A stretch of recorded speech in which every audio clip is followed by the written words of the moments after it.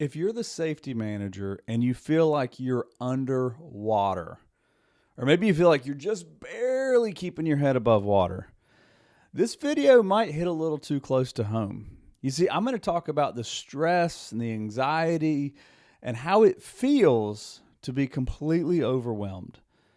And if you're watching this video, this might resonate with you. You might feel this way. I know how it feels because I've been there. I have been overwhelmed, and I've put together a system that will help you become OSHA-ready so the stress will go away. But in this video, in this episode, I'm going to talk to you about 10 ways, 10 signs that you can see that you are overwhelmed.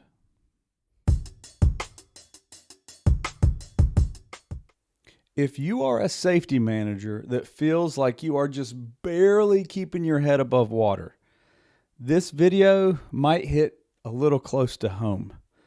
You see, I know how it feels. I have been where you are. I know how stressful it is when you feel overwhelmed. You feel the anxiety and the stress and the sense of panic and like, get me out of here, that feeling. That's what we're going to be talking about today. In fact, I'm going to give you 10 signs that you are overwhelmed as a safety manager. And I'll show you what most managers fail to do that will help you go from being overwhelmed to OSHA-ready. So let's unpack the 10 signs of an overwhelmed safety manager. Well, hey friend, my name is David Sawyer. I'm a safety coach. I help busy managers who are new to safety go from feeling overwhelmed to OSHA-ready. I help you reduce accidents. I help you prevent unexpected OSHA audits. And most importantly, I give you some clarity, some peace of mind so you can know that you're doing a good job. Now, in this episode, I want to talk about the 10 signs that you're an overwhelmed safety manager. And if you clicked on this video or if you clicked on this podcast, this hopefully will give you some hope because there is hope. So stick around to the end because at the end, I'm going to share what you can do to get past this sense of anxiety. Now, the very first thing, number one on the list, is you feel lost, meaning I don't even know what I don't know. I don't know where to start. I don't know what to do next. And I feel like I'm just coming to work and it's Groundhog Day. Like I said, I've been there. I've felt that way before. And if you don't know a plan, if you don't have a game plan and you're just lost, you're going to be reacting to everything. And that leads to the second sign. Sign number 2 is that you are fighting fires all day long and you're getting nowhere. Now, oftentimes when I work with a new safety manager, they feel like they're being pulled in about 15 different directions. And when they feel like they're being pulled in different directions, whoever's the loudest wins. The squeakiest wheel always gets your attention. And many times, in fact, most of the time, the squeaky wheel doesn't need your attention. Something can be urgent, but not important. And so one thing I try to help my clients with is I say, look, let's focus on the most important things first. Make sure you have your schedule dialed in so you're not running around like a chicken with his head cut off trying to fix every single problem under the sun. There's always going to be problems. There's always going to be small fires and things that pop up. You got to stay laser focused on what's important. Now, the third sign that you're overwhelmed is incomplete programs. And I'll add incomplete training or incomplete projects because, like I said, you feel pulled in 15 different directions and it's very easy to get sidetracked. It is very easy to get distracted. And so you might be working on an electrical safety program and then all of a sudden, boom, somebody's talking about safety data sheets and you get pulled over to an accident investigation. And before you know it, that electrical safety program is half done, and it's half done for months, and it's really half done because you forget about it, and then somebody asks you about it, and you go, yeah, I worked on that, but I don't know if you know what, let me get back to it. And then you open it up, you can't even remember where you were. Incomplete programs is definitely a sign that you're overwhelmed and you got too much things to do and you're not able to actually stay focused on the important stuff. Now, number 4 on the list, worried about an unexpected OSHA audit. Well, I can tell you with this one, this is usually at the top of the list for new managers because they kind of have that fear. They hear the word OSHA, and it's like in Lion King when they say Mufasa, right? They feel like, what do I need to have ready? What do I need to do? What do I need to be prepared for an OSHA audit? And I'll tell you, as a side note, if you haven't done so already, go to my website, Help with OSHA. You can actually access a free OSHA audit checklist, and I will show you exactly what you need to do to prepare your team for an unexpected OSHA audit. So number 4, go to my website. That will help alleviate some of the worry that you have about an OSHA audit. Now, number 5 on the list. Number 5 is, I feel like it's all on me. Let me tell you, that is exhausting. Listen, my friend, if you feel like you are doing everything, just consider this for a moment. And I hope this doesn't happen, but just go there in my mind, in your mind. Go in my mind. If you get hit by a bus tonight and you're not around tomorrow, is that company going to open up and go in business? Is it going to operate? Yeah. Now, I'm not saying people aren't going to be sad. They're going to go, oh man, I miss him. I miss her. But guess what?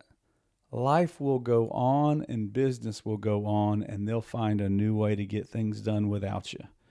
Now, I'm not saying what you do isn't important. What I'm saying is you should not have everything on your shoulders. You should not have all that stress on your shoulders. You have to create a system where you delegate. Now, I've got a whole nother video on this, but I'll tell you, oftentimes people are worried about a lot of stuff they don't need to worry about at all. So the number one thing, just like in the OSHA hierarchy of controls, the number one thing is to eliminate. We're always looking to eliminate hazards. Eliminate busy work. Eliminate things that you don't have to do. And then after you eliminate, you got to start thinking, how can I delegate this? How can I get some people to help me? It should not all be on you. If it's all on you, you're doing something wrong. Let me say that one more time, and I hope that didn't hit too close. If it's all on you, you are doing something wrong. All right, number 6. Number 6 is lack of buy-in. Now, I'm talking about safety buy-in. If your management doesn't buy into safety, if your employees don't buy into safety, if the leadership group doesn't buy into safety, it's exhausting, right? How many times have I said that word? It's exhausting. If you don't have buy-in, you're not making progress. And that really wears you down. And it makes you frustrated. And you're like, why are we still talking about this? Because nobody cares. They're not bought into it. You got to get people on board before you start rowing the boat. Otherwise, you're going to have to turn around and go get them. Number 7 on the list. Unsure about OSHA regulations, standards, and basically, what am I required to do? If you're unsure about company expectations and about OSHA requirements, you're always feeling like you're behind the 8 ball.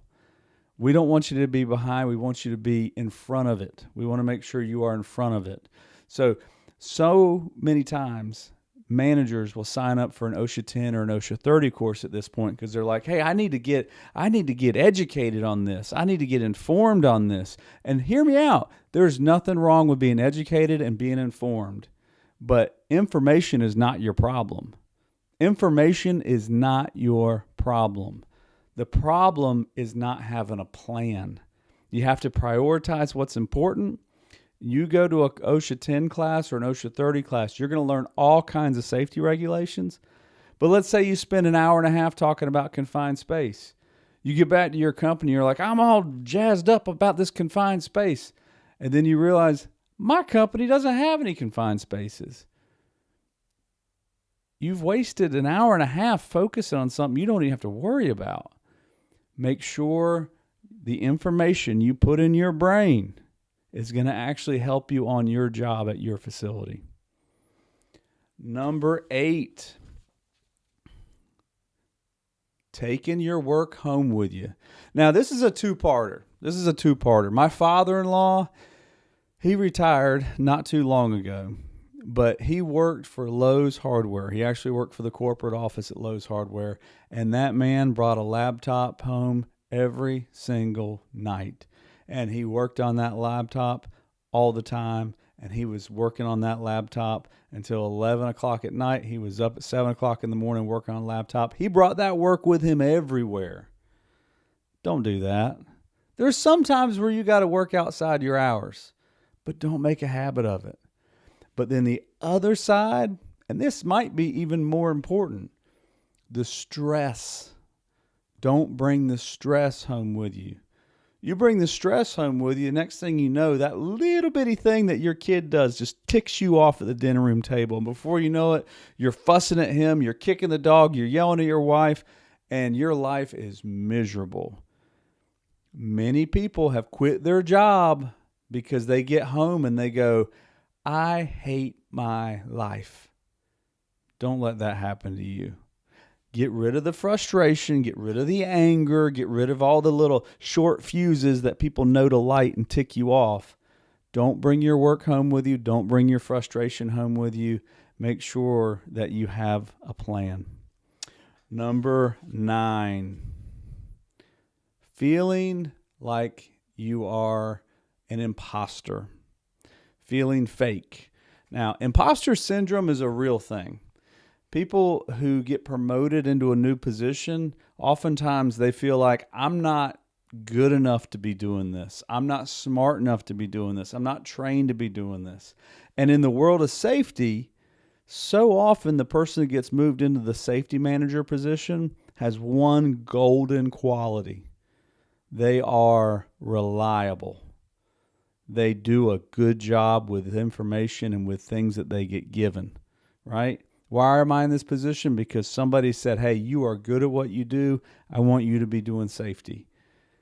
And so you have that golden quality of being responsible, of being good at what you do, of caring for your work. And you get into safety, you go, I don't know anything about safety. And so you kind of fake it and you fake it and you fake it. And you learn some buzzwords and you learn some things and you watch some YouTube videos. Not that there's anything wrong with that. But you feel like, I don't really know what I'm talking about. And the reason is because of number 10. You got no clear system. This is what it all boils down to. So we just went through 10 signs that you're overwhelmed as a safety manager. And I can tell you, it really comes down to the fact it's not your fault. It's not that you're not smart enough. It's not that you don't have the right information. It's not that you need more training or another certification. What you need is a system. Nobody gave you a system. Nobody gave you a path. This is what you do today. This is what you do tomorrow. This is what you do next week. And see, that's exactly what I help my clients with. As a safety coach, I work side by side with busy safety managers. And many of them are smarter than me. They're very good at their job. They know what they're doing. But when it comes to safety, they feel like, I don't have a system. I have developed a 3-part system that works. It works in any industry you have. If you're working in general industry, OSHA regulations, if you need help with safety management, this is a system that we clearly identify with a safety assessment. This is where you are. And then we set clear company expectations and we communicate those with training and programs. And then the cherry on top, the third step, is we build in buy-in by creating a culture of safety. You see, I have a plan, and I have helped countless safety managers go from being overwhelmed to OSHA-ready, to having peace of mind and to knowing exactly what the next step is. If you're watching this video and this resonates with you, let me tell you what your next step is. Your next step isn't to buy something from me. I'm not trying to sell you something right now. Your next step is to go watch my stress-free safety masterclass. If you watch my stress-free safety masterclass, I'll explain the system that I use to help managers get peace of mind. I don't want you to have the stress and the anxiety that comes with not having a plan. And you don't need another certification. You need a system. So go check out the masterclass. It is free. It doesn't cost you anything, but it will give you your next step. And until we talk again, do everything you can to keep the people you work with safe, because no one should get hurt at work.